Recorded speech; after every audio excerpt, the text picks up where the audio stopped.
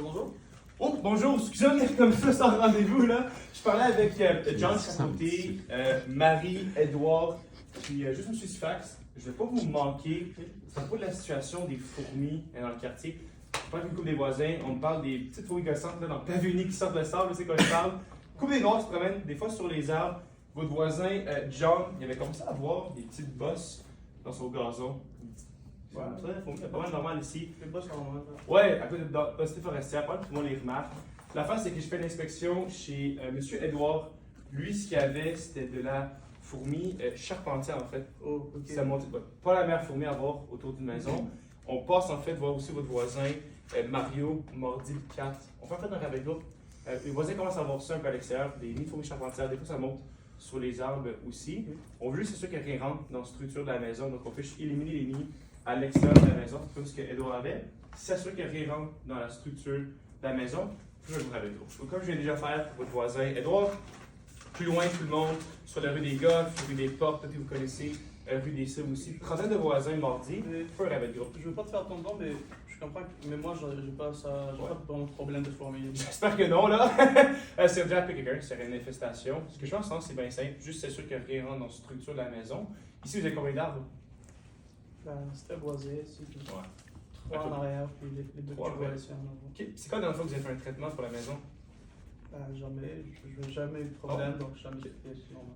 Ouais, c'est ça. En fait, Marie, elle avait traité il y a 2 ans. Elle avait commencé à avoir ça dehors sa maison. Beaucoup plus problématique quand c'est rendu là. Pour vos voisins à l'arrière, c'est juste des nids de charpentière qui avaient à l'extérieur de la maison, que ça ne rentre pas dans la structure. Aussi, habituellement, c'est comme les petites boules, vous voyez, tous les noirs habituellement, c'est quoi que votre expérience? Un peu des deux, mais encore une fois, pas en quantité. Non.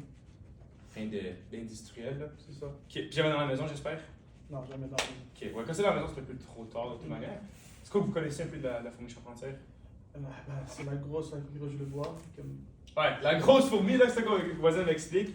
C'est pas seulement ça. En fait, chez John a fait une inspection. Ben, John, le voisin est comme à 2 rues ici. Lui, il n'a pas les grosses, il avait seulement les petites noires.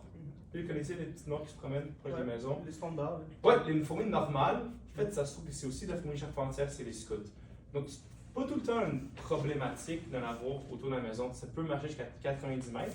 Mais si on voit ça sur les arbres ou proche de la maison avec un nid, ben ça peut être un problème. Parce que ces fourmis-là, ce qu'ils vont toujours faire, c'est vouloir s'expandre. Donc, ils créent des nids satellites proches des arbres pour vouloir toujours s'avancer proche de la maison.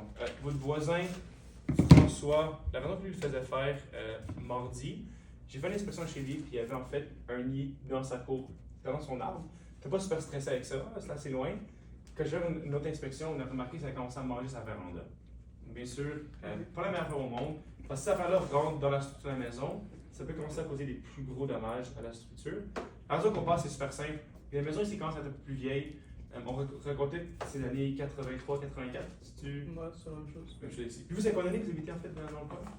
5 ans. 5 ans! Ok, tu ça comment jusqu'à maintenant? C'est un beau quartier ici. Pas super, hein? Ok. Donc, 83. Puis ce qu'il y a avec les maisons de cet âge-là, c'est bien sûr juste l'humidité se construit. Tu sais, au Québec, le bois qu'on utilise, l'épinette, c'est un peu mou comme bois. Si la charpentière rentre, elle peut s'installer. Donc, beaucoup des voisins ici, ce qu'ils font, juste une protection à travers l'année. Ce qu'on va faire pour John, en fait, c'est juste s'assurer d'éliminer les nids à l'extérieur de la maison. Faire une application liquide à la base de la maison. Comme il y a beaucoup d'arbres, c'est un peu un problème de quartier en ce moment.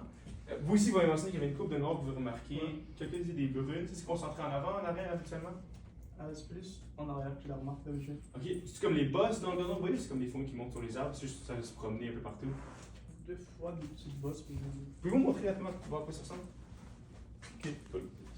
Je continue. On va arrêter là, c'est bien correct.